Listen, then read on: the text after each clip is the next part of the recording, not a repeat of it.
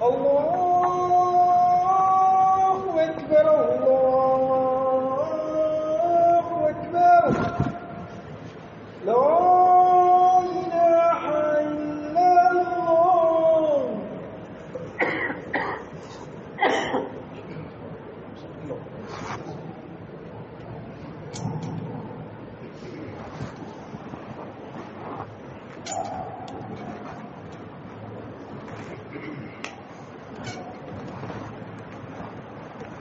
إن الحمد لله نحمده ونستعينه ونستغفره ونؤمن به ونتوكل عليه ونعوذ بالله من شرور أنفسنا ومن سيئات أعمالنا من يهده الله فلا مضل له ومن يضلل فلا هادي له وأشهد أن لا إله إلا الله وحده لا شريك له وأشهد أن محمدا عبده ورسوله أما بعد قال الله سبحانه وتعالى في فرقان الحميد أعوذ بالله من الشيطان الرجيم بسم الله الرحمن الرحيم يا أيها الناس اتقوا ربكم الذي خلقكم من نفس واحدة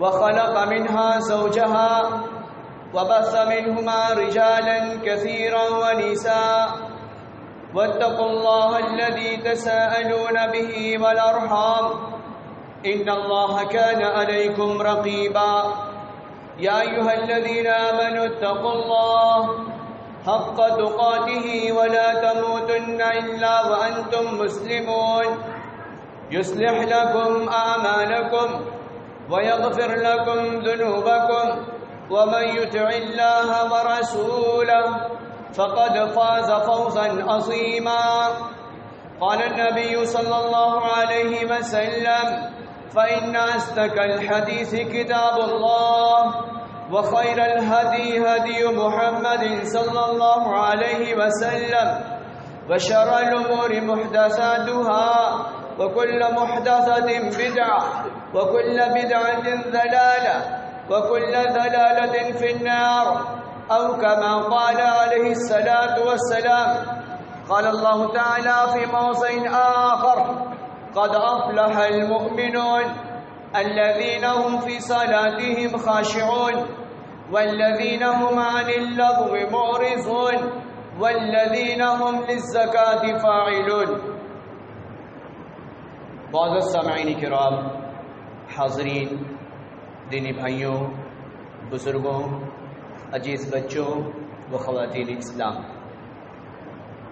تمام قسم کی تعریفات و توصیفات، حمد و ثنا، کبریائی و برتری اللہ سبحانہ و تعالیٰ کی ذات کو زیبا ہے، جو ہمارا خالق ہے، مالک ہے، کائنات کی ہر شے پر اللہ سبحانہ و تعالیٰ کی قدرت کا نفاذ ہے۔ اللہ رب العالمین کی جتنی بھی تمحید و تقدیس و کبریائی و برتری و الوہیت بیان کی جائے کم ہے۔ اس کے بعد کائنات کا سب سے افضل ترین انسان، خاتم النبیین، سید المرسلین، ساقی کوثر، شافی محشر، امام المتقین جناب محمد الرسول اللہ صلی اللہ علیہ وسلم پر درود و سلام ہو، سابقہ تمام انبیاء پر درود و سلام ہو۔ اللہم صلی علی محمد وعلی آل محمد۔ شاعر کہتا ہے کہ دین سب کو سکھاتے تھے پیارے نبی، اچھی باتیں بتاتے تھے پیارے نبی، بے کسوں کے لیے، بے بسوں کے لیے دکھ ہمیشہ اٹھاتے تھے پیارے نبی، راہ حق سے جو بھٹکے ہوئے تھے انہیں سیدھا رستہ بتلاتے تھے پیارے نبی۔ نبی اکرم صلی اللہ علیہ وسلم کے بے شمار احسانات ہیں ہمارے اوپر۔ سامعین، آج کے خطبے کا عنوان ہے اللہ کے نظر میں کامیاب کون؟ در حقیقت دنیا میں ہم دنیاوی اعتبار سے بڑی ہی ہوشیار معلوم ہوتے ہیں، لیکن جب دین کی سمجھ و فہم و فراست کی باری آتی ہے تو ہم گمنام ہو جایا کرتے ہیں، حالانکہ ایسا نہیں ہونا چاہیے۔ مومن کی تو یہ شان ہے کہ دنیا میں بھی اس کا کردار نرالا ہو اور آخرت میں بھی مومنین کی جماعت کو دیکھ کر فرشتے رش کریں، یہ مومن کی صفات ہونی چاہیے۔ دنیا میں ہم کامیاب کسے تصور کرتے ہیں؟ ہم اسے تصور کرتے ہیں دنیاوی اعتبار سے جس کے پاس خوب پیسے ہوں، بنگلہ ہو، گاڑی ہو، اچھی ڈگری ہو، رہنے کے لیے اچھا محل ہو، ٹھاٹ بانٹ کی زندگی گزر رہی ہو، نوکر چاکر اس کے ارد گرد گھوم رہے ہوں، خدام اس کی خدمت میں لگے ہوئے ہوں، ان کے بچوں کی کفالت کے لیے دائیاں لگی ہوئی ہوں۔ یہ سب دنیاوی اعتبار سے ہم تصور کرتے ہیں کہ وہ فلاں شخص، یہ ساری ناز و نعم اس کے پاس موجود ہیں، لہٰذا وہ کامیاب۔ انجینئر کا بن جانا، ڈاکٹر کا بن جانا، IIT کی ڈگری حاصل کر لینا، عالیشان محلات میں رہ لینا، ہواؤں میں پرواز کرنا، اینی ٹائم ہمارے پاکٹ میں ایک ملک سے دوسرے ملک میں کوچ کرنے کے لیے ہمارے پاس ایئر ٹکٹ کا ہونا، پاسپورٹ پر بے شمار ویزے کا لگا ہوا ہونا، ہم یہ سب چیزوں کو ہم کامیابی کا راز سمجھتے ہیں، حالانکہ یہ کامیابی کے راز اللہ رب العالمین کی نظروں میں اس کی کوئی حیثیت نہیں، کوئی وسعت نہیں۔ اللہ رب العالمین نے کامیاب ہونے والوں کا تذکرہ سورہ مومنون کے آیت نمبر 1 سے لے کر 11 تک اللہ رب العالمین نے ان کو شمار کیا ہے، بتلایا ہے کہ یہ کامیاب لوگوں کی صفات ہیں، جو لوگ دنیا میں بھی کامیاب اور آخرت میں بھی کامیاب، فرشتوں کے استقبال کے مستحق، فرشتوں کے سلام کے مستحق، جنت کے نعمتوں کے مستحق، گویا کہ اللہ رب العالمین وہ کاؤنٹنگ کر رہا ہے۔ اس کے بعد جب وہ عمل کو ہم انجام دیں گے، اس کے بعد یہ ریوارڈ ہمیں ملنے والا ہے، وہ بہت ہی پیارا ہے۔ آیت نمبر 11 میں اللہ رب العالمین نے اس کا بھی تذکرہ کیا ہے۔ اللہ کیا کہہ رہا ہے سورہ مومنون کی آیت نمبر 1 میں؟ اللہ رب العالمین کہہ رہا ہے کہ قد افلح المومنون، کامیاب ہوئے ایمان والے، کامیاب ہوئے ذکر و اذکار کرنے والے، کامیاب ہوئے تنہائی میں آنسو بہانے والے، کامیاب ہوئے رب کو رب تسلیم کر کے نیک عمل انجام دینے والے۔ اللہ رب العالمین کہہ رہے ہیں قد افلح المؤمنون، کامیاب ہوئے وہ مرد، کامیاب ہوئی وہ عورتیں جن کی زندگی ایمان کی حلاوت کے ساتھ، ایمان پر اختتام کے ساتھ وہ دنیا سے رخصت ہوئی، تو گویا کہ وہ کامیاب ہوئے، وہ بامراد ہوئے، وہ فلاحیاب ہوئے، وہ نجات کے مستحق ہوئے۔ اب سنیں ایک مثال میں ایمان والوں کے دیتا چلوں۔ حضرت حذیفہ سہمی رضی اللہ تعالی عنہ بڑے ہی جلیل القدر صحابی ہیں۔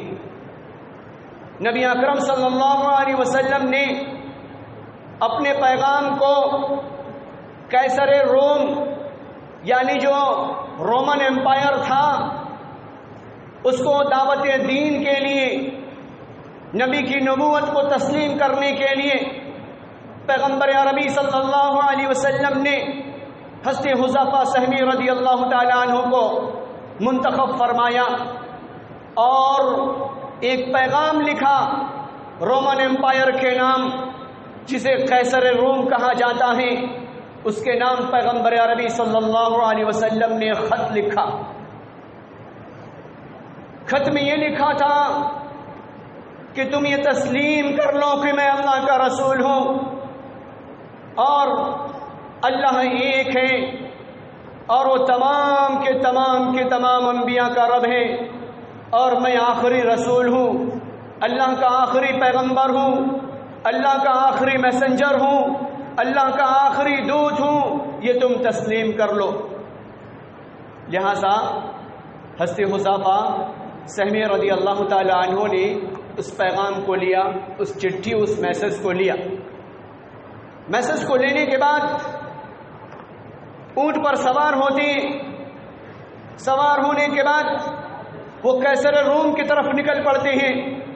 پیغمبر عربی نے بلاد عرب سے پیغام لکھا تھا، کئی دنوں کے مسافت کو طے کر کے حضرت حذیفہ سہمی رضی اللہ تعالی عنہ قیصر روم کی خدمت میں حاضر ہوتے ہیں، اور قیصر روم کی خدمت میں حاضر ہونے کے بعد وہ پیغام دیتے ہیں اور وہ کہتے ہیں کہ نبی مکرم ختم المرسل ساقی کوثر کی طرف سے یہ پیغام ہے، اور وہ نبی مکرم نے پیغام دیا ہے جو کہ میں تمہارے سپرد کرتا ہوں۔ قیصر روم نے کہا، آئے وہ عربی غلام، وہ صحرا میں زندگی گزارنے والا، وہ ٹاٹ پر سونے والا، وہ چند ٹکڑوں پر زندگی گزارنے والا، اس کی یہ جسارت کہ اس نے مجھے دعوت دی، مجھے پیغام پہنچایا، مجھ تک پیغام پہنچایا۔ لہذا حضرت حذیفہ سہمی رضی اللہ تعالی عنہ قیصر روم کے سامنے کھڑے ہیں، اور قیصر روم سیکرٹری کو حکم دیتا ہے کہ اس پیغام کو پڑھا جائے، اس خط کو پڑھا جائے۔ لہذا خط پڑھا جاتا ہے۔ خط کی شروعات اللہ کے نام سے، یعنی بسم اللہ الرحمن الرحیم کے نام سے۔ محمد عربی صلی اللہ علیہ وسلم نے پیغام کی شروعات کی اور لکھا من محمد الی ہرقل، کہ محمد صلی اللہ علیہ وسلم کی طرف سے ہرقل کے نام۔ لہذا سیکرٹری اس پیغام کو پڑھتا ہے، اس خط کو پڑھتا ہے، اور اس کے بعد بادشاہ وقت کو وہ کہتا ہے کہ اس پیغام کے اندر یہ لکھا ہے کہ تم عیسائیت سے پھر جاؤ اور اسلام کو قبول کر لو۔ اگر تو کامیاب ہونا چاہتا ہے، اگر دنیا کی نعمتوں سے اور آخرت میں کامیاب ہو کر اللہ رب العالمین کی جنت میں جانا چاہتا ہے تو عیسائیت سے پھر جا، اور پھرنے کے بعد اسلام قبول کر لے۔ لہذا یہ پڑھنا تھا، خط کا پڑھنا تھا، رومن امپائر کا سننا تھا کہ وہ غصے میں تلملا اٹھا کہ ہائے، یہ خادم، یہ غلام، ٹانٹ پر سونے والا، اپنے جسموں پر ٹانٹ کی نشان بنانے والا، اس نے مجھے دعوت دی ہے اور مجھ تک پیغام پہنچایا ہے۔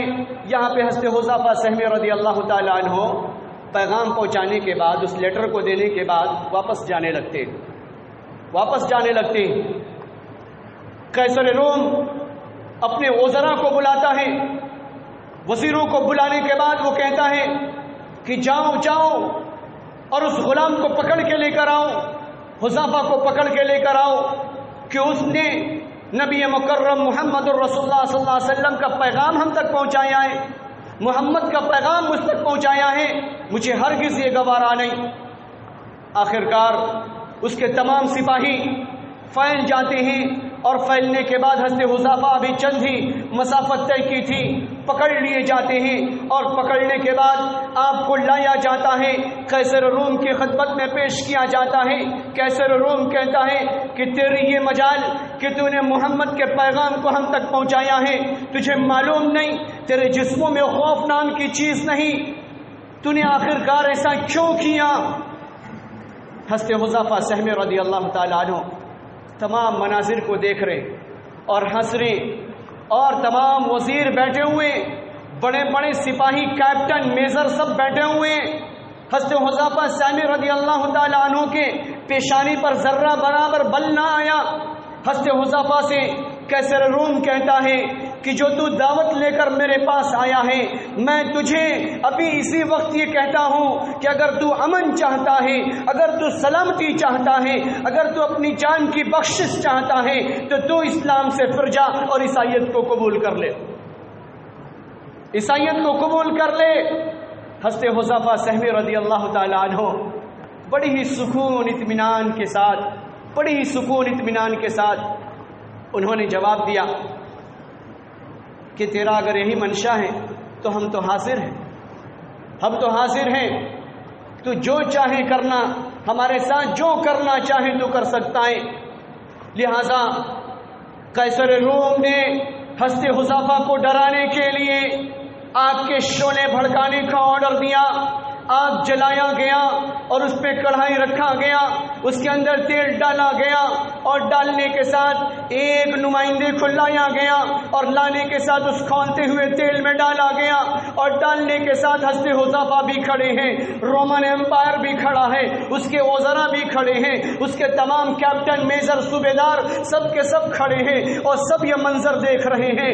حضرت حذیفہ کے پیشانی پر ذرہ برابر بل نہ آیا اور وہ مناظر وہ دیکھتے رہے اور حضرت حذیفہ سے وہ بار بار یہ کہتا رہا، حذیفہ اسلام سے پھر جا، عیسائیت کو قبول کر لے، میرے پیغام کو اس عربی غلام تک بھی یہ پہنچا دے۔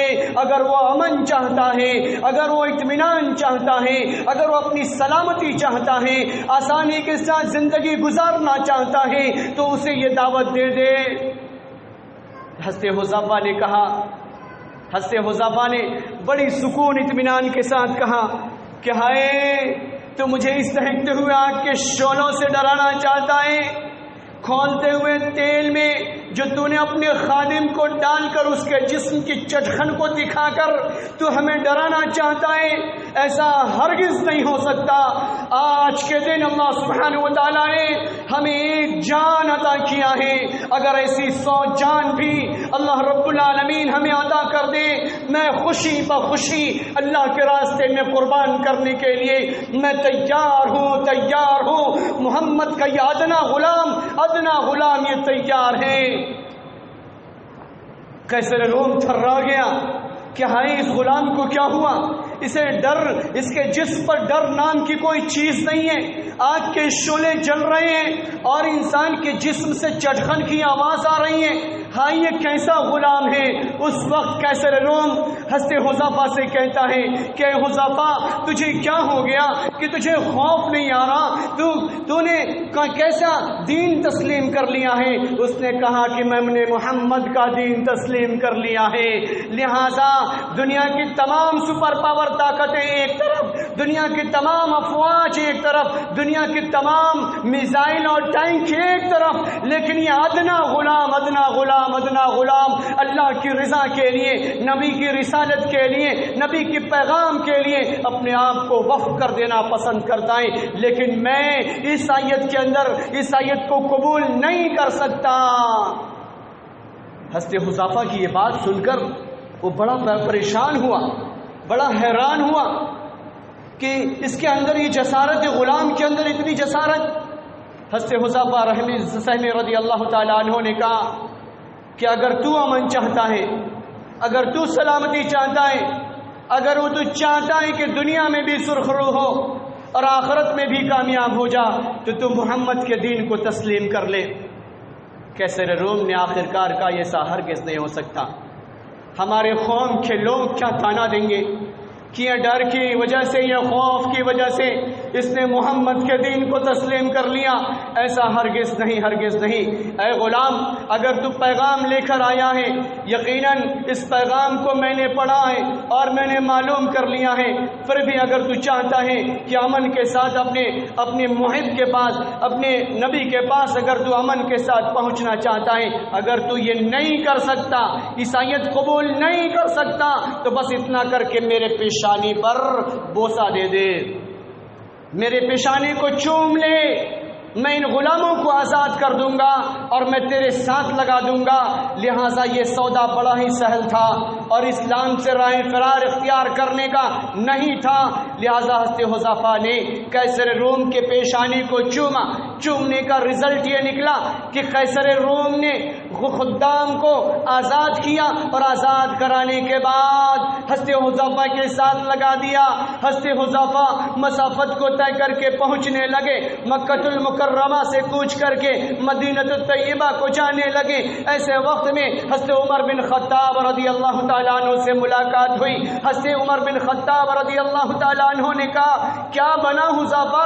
تو حذیفہ سہمی رضی اللہ تعالیٰ عنہ نے یہ کہا کہ میں یہ غلام کو آزاد کرا کے لایا ہوں، تو نے کون سے عمل کو اختیار کیا؟ تو حضرت حذیفہ نے کہا کہ قیصر روم نے مجھے ایک موقع فراہم کیا کہ تم میرے پیشانی پر چوم لے، میرے پیشانی کو میں یہ آزاد کر دوں گا۔ تو حضرت عمر رضی اللہ تعالیٰ عنہ نے کہا بڑا ہی بہتر سودا رہا، بڑا ہی بہتر سودا رہا۔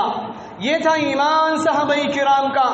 ہماری طرف اس ایمان نہیں تھا، جہاں دیکھا چمتکار وہاں کرنے لگے نمسکار، ایسا ایمان نہیں تھا۔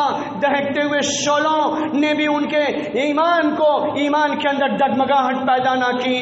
اب اندازہ لگائیں ان کا معیار کیا تھا، وہ کیسے اپنے آپ کو کامیاب کر رہے تھے اور اپنے ایمان کو کیسے جلا بخشا ان لوگوں نے۔ لہذا اللہ رب العالمین نے دنیا میں جنتی ہونے کی بشارت دی۔ رضی اللہ عنہ ورضوا عنہ کا پیغام اللہ رب العالمین نے قرآن کے اندر سنایا کہ یہ کامیابوں کی فہرست ہے، یہ بامرادوں کی فہرست ہے۔ قد افلح المؤمنون، اللہ کا قرآن کہتا ہے ایمان والے کامیاب ہوئے۔ یہ پہلی صفت، یہ کامیاب ہونے والوں کی پہلی صفت۔ اس کے بعد دوسری صفت اللہ رب العالمین نے اس آیت کے دوسرے جز میں اللہ رب العالمین کہہ رہا ہے قد افلح المؤمنون الذین هم فی صلاتهم خاشعون، جو لوگ نماز میں خشوع و خضوع اختیار کیا کرتے ہیں، جو لوگ نماز پڑھتے ہیں تو رب کے استحضار کے ساتھ ان کا جسم لرز رہا ہوتا ہے کہ ہم اپنے پالنہار کے سامنے کھڑے ہیں۔ ایسا نہیں کہ نماز میں ہم کھڑے ہیں اور دکان کے آنکڑے لگا رہے ہیں کہ میں نماز کو آیا دکان میں نے لاک کیا، دکان کو لاک کیا یا نہیں کیا، گراہک آ کے انتظار کر رہے ہوں گے اور خیال بار بار ہمارے دل کو دستک دیتا، کبھی ہم گھڑی کو دیکھ رہے ہوتے اور کبھی اپنے آپ کو کوس رہے ہوتے، ہائے یہ کیسے امام کے چکر میں پڑ گیا، اتنی لمبی لمبی رکعتیں کھینچا جا رہا ہے، کاش کہ جلدی کرتا اور میں جلدی اپنی دکان کو پہنچ جاتا اور گراہکوں کو میں سنبھال لیتا اور کچھ پیسے ارن کر لیتا۔ ہرگز نہیں، یہ کامیابی کا راز نہیں ہے۔ اللہ نے جو جنت بنائی ہے یہ دنیا کی کوئی حیثیت نہیں میرے رب کے سامنے، میرے رب کے جنت کے سامنے۔ کیا وہ جنت اتنی آسانی کے ساتھ مل سکتی؟ ہرگز نہیں، ہرگز نہیں۔ اللہ رب العالمین کہہ رہے ہیں مومن بندے، مومن بندیوں کی صفات کو بیان کرتے ہوئے الذین هم فی صلاتهم خاشعون، نماز میں خشوع خضوع اختیار کیا کرتے ہیں، یعنی اللہ کے استحضار کے ساتھ، اللہ کے سامنے حاضری کے ساتھ وہ نماز کو بڑی ہی انوکھے انداز میں، بڑی ہی نمایاں انداز میں، سکون کے ساتھ، اطمینان کے ساتھ وہ نماز کی پابندی کیا کرتے ہیں۔ یہ دوسری کامیابی۔ آپ یہ سوچ رہے ہوں گے ایک چور تو محلے میں گھوما کرتا، ایک چور تو دکان کو لوٹنے کے فراق میں رہتا اور ایک چور موبائل شاپ سے کچھ چیزوں کو اچکنے میں رہتا، لیکن ایک چور مسجد میں بھی آیا کرتا ہے، ایک چور مسجد میں بھی آیا کرتا ہے۔ سید المرسلین کا فرمان ہے سب سے برا چور وہ ہے جو نماز میں چوری کرے۔ صحابہ کرام مچل گئے، یا رسول اللہ صلی اللہ علیہ وسلم نے نماز کا چور کون ہے، نماز میں چوری کون کرتا ہے؟ تو اللہ کے رسول صلی اللہ علیہ وسلم نے کہا جس نے رکوع اچھے طریقے سے نہ کیا، جس نے سجدے اچھے طریقے سے نہ کیا، جس نے قرآن کی تلاوت اچھے طریقے سے نہ کی، گویا کہ وہ چور ہے، اللہ کی نظروں میں وہ چور ہے۔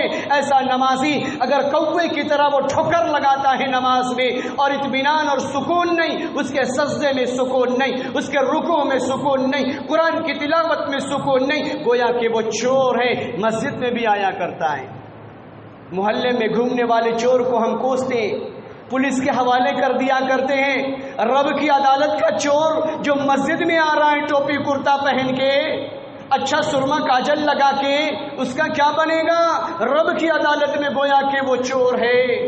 اللہ تبارک و تعالیٰ کہہ رہا ہے کامیابی اگر ہم چاہتے ہیں، اگر فلاحیابی چاہتے ہیں، اللہ کی نعمتوں سے سرفراز و مالا مال ہونا چاہتے ہیں، تو اللہ تبارک و تعالیٰ کا قرآن کہتا ہے کہ کامیاب ہونے والوں کی دوسری صفات الذین هم فی صلاتهم خاشعون، وہ نماز میں خشوع اور خضوع اختیار کیا کرتے ہیں۔ تیسری علامت عن اللغو معرضون. لغو، بیہودہ، فضول بکواس، جوکس سے وہ اپنے آپ کو بچائے رکھتے ہیں.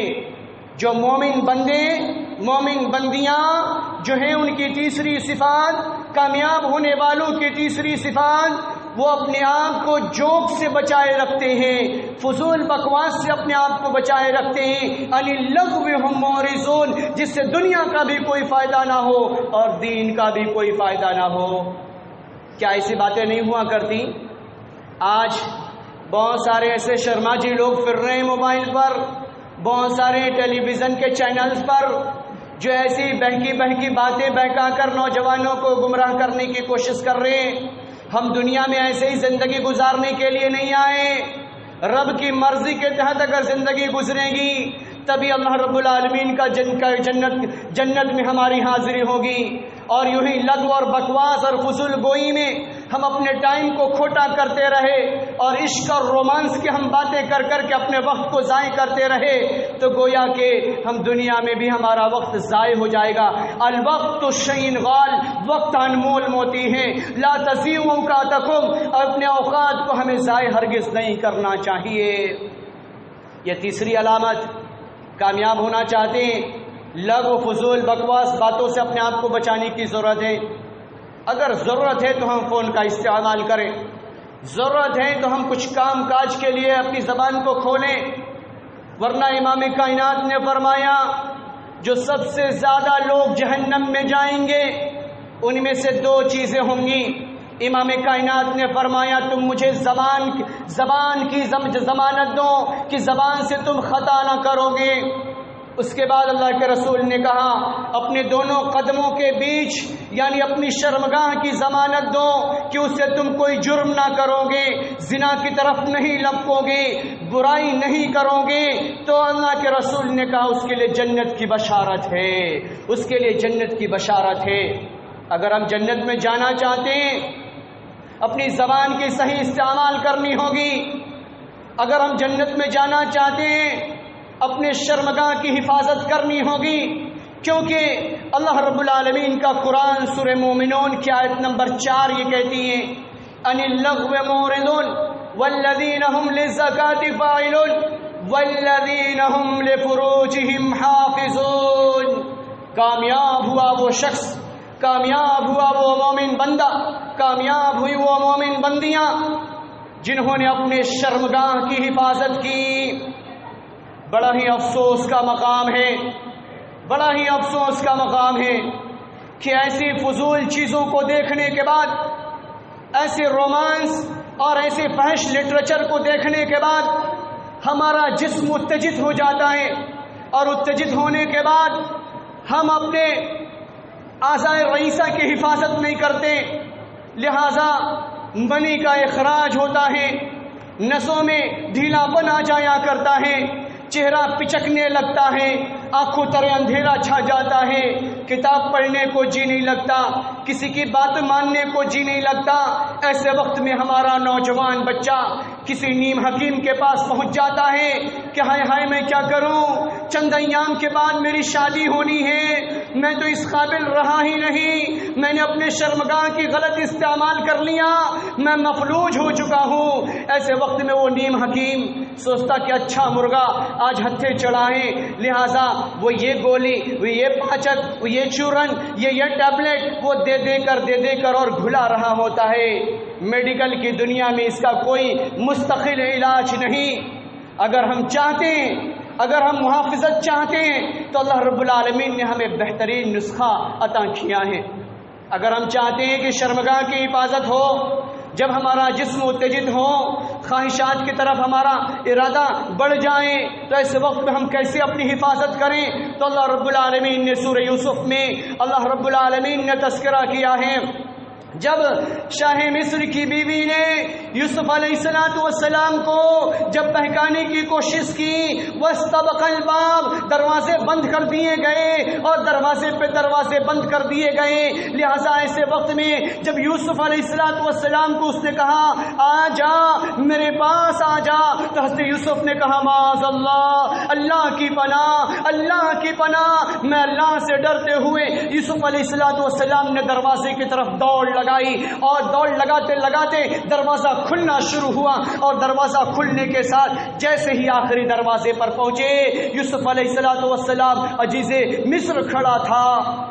اس وقت حضرت یوسف علیہ السلام کا یہ عمل، ایک جوان لڑکی، جوان عورت، ایک نوجوان خوبصورت حسین و جمیل کو جب دعوت دے رہی ہوں اور وہ اللہ کے خوف کی وجہ سے، اللہ کے ڈر کی وجہ سے وہ اپنے آپ کو بچا رہا ہو، بھاگ رہا ہو، تو ایسے وقت میں کیا کہنا؟ اللہ رب العالمین کو یہ ادا بہت پسند آئی اور اللہ سبحانہ و تعالیٰ نے قرآن میں جگہ دی۔ لہٰذا اگر ہمارے بچے، اگر ہماری بچیاں ان شرارتوں میں اگر مبتلا ہو رہے ہیں تو چاہیے کہ اپنے اگر سو رہے ہیں تو وہ کھڑے ہو جائیں، بیٹھ جائیں، اگر بیٹھے ہوئے ہیں تو فوراً کھڑے ہو جائیں، اور اگر کھڑے ہونے پر بھی کنٹرول نہیں تو فوراً وضو کر لیں، اگر وضو پر بھی کنٹرول نہیں تو فوراً نماز کی نیت کر لیں، اگر نماز پڑھنے کے بعد بھی کنٹرول نہیں زبان سے ذکر و اذکار کرنا شروع کر دیں۔ لہذا شہوات سے بچنے کا یہ بہترین علاج ہے، بہترین علاج ہے۔ میڈیکل کی دنیا میں جو علاج نہیں، اللہ تبارک و تعالیٰ نے قرآن میں بہترین علاج بتا دیا۔ اگر شیطانی وسوسہ اگر ہمیں بہکا رہا ہے، ہمارے بچے اور بچیوں کو ورغلا رہا ہے اور اس برائی کے اندر وہ مبتلا ہو رہے ہیں اور اپنی جسمانی طاقت کو ضائع کر رہے ہیں، تو ان کے لیے بہترین نسخہ ہے کہ جس پوزیشن میں اپنے پوزیشن کو بدل دے، اسلامک لٹریچر پڑھے، صحابہ اور صحابیات کے قصے پڑھے، قرآن کا ترجمہ پڑھیں، قرآن کی تلاوت کریں، اس سے بہترین علاج ہے، بہترین علاج ہے۔ اپنے پیسے کو ہرگز ضائع نہ کریں۔ اگر ہم کامیاب ہونا چاہتے ہیں، اگر بامراد ہونا چاہتے ہیں، تو یہ چوتھی کامیابی۔ اس کے بعد والذین هم لأماناتهم وعهدهم راعون، اللہ رب العالمین اپنے قرآن میں سورہ مومنون میں اللہ رب العالمین کہہ رہا ہے والذین هم لأماناتهم وعهدهم راعون، کہ امانت کے ساتھ خیانت نہیں کیا کرتے۔ یعنی مثال کے طور پہ اگر کسی نے ہمیں کچھ پیسے دیے یا زمین رکھ کے اگر ہم نے اس سے کچھ پیسے دیے ہیں تو ہمیں امانت میں ہرگز خیانت نہیں کرنی چاہیے۔ بہت سارے ایسے افراد ہیں زمین کے پیپر لے لیا کرتے، لاکھوں روپے دے دیا کرتے، اس کا باپ بیمار، اس کا تایا بیمار، وہ پیسے اس میں لگ جایا کرتے، ادھر انٹرسٹ پہ انٹرسٹ بڑھ رہا ہوتا اور بڑھنے کا رزلٹ یہ نکلتا کہ وہ زمین پھونکٹ میں وہ بندہ لے لیا کرتا۔ کیونکہ اس نے مین اپنے ڈاکومنٹس اس کے ہینڈ اوور کر دیے۔ اللہ رب العالمین کا قرآن کہہ رہا ہے والذین هم لأماناتهم وعهدهم راعون، اور جس نے تمہارے پاس امانت کو رکھی ہے اس کی نگرانی کرو، اس میں خیانت نہ کرو۔ آج یہ عمل بھی مسلمانوں کے اندر پایا جا رہا ہے۔ اب اندازہ لگائیں ہم رب کے جنت میں کیسے جائیں گے، رب کی عدالت میں کامیاب ہونے والوں کی فہرست میں اگر یہ اوصاف ہمارے اندر نہیں پائے جاتے تو ہم کیسے کامیاب ہوں گے؟ جب کامیاب نہیں ہوں گے تو ہم جنت میں کیسے جائیں گے؟ جنت کے دروازے نہیں کھلیں گے۔ لا تفتح لهم ابواب السماء، فرشتہ کہے گا کہ اس کے لیے جنت کے دروازے نہیں کھولے جائیں گے، کیونکہ یہ امانت دار نہ تھا، کیونکہ یہ مومن نہ تھا، کیونکہ یہ نماز کا پابند نہ تھا، کیونکہ یہ شرمگاہ کی حفاظت کرنے والا نہیں تھا۔